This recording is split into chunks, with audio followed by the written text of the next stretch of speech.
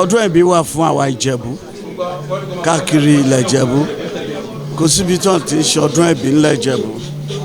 Ọdún Ẹ̀bí ó jẹ́ ọdún ìtúnilára fún gbogbo olùgbé ìlú kọ̀ọ̀kan, ìbájẹ́ ọmọ ìlú yẹn àbí àwọn àlejò àbí àwọn tó wá ṣiṣẹ́ ń bẹ̀.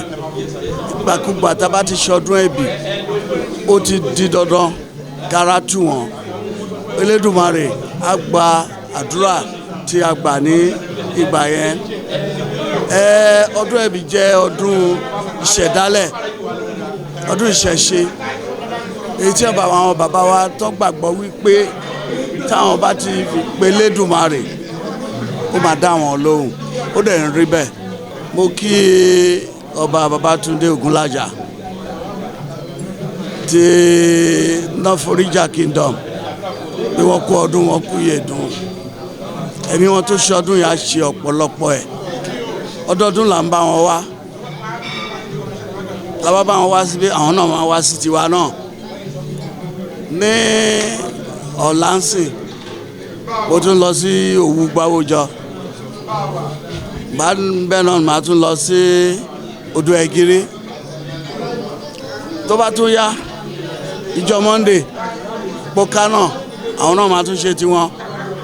Ní May 10 a tún lọ sí Ládàbà, a tún lọ bá wọn ṣe. So tó bá dijọ́ Sunday tó ń bọ̀ yìí a tún máa wà ní Odò Àyàndélú láti ṣe ọdún Ẹ̀bí. Àmọ́ Agẹmọ làwọn máa fi ṣe tiwọn, tí ẹ̀lúkú dẹ̀ máa gbòde kan ní alẹ́. Mo wá ń kí wọn pé mo kí kábíyèsí Aládéṣọyìn pé ọkọ ọdún ọkú yèdùn, ẹ̀mí wọn tó ṣọdún yà ṣe ọ̀pọ̀lọpọ̀ ẹ̀.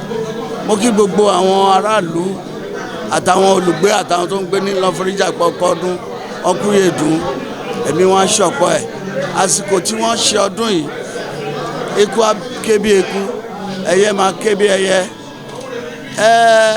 Ọmọ èèyàn wá fọhùn, ọmọdé àdàgbà, àgbàlagbà wọn á dògbò, àwọn tí ò tí ì rọmọ bí wọn á rọmọ bí, àwọn tó ń káwọ́ sínú káwọ́ sẹ́sẹ̀ wọn á bí láyọ̀ àtàláfíà.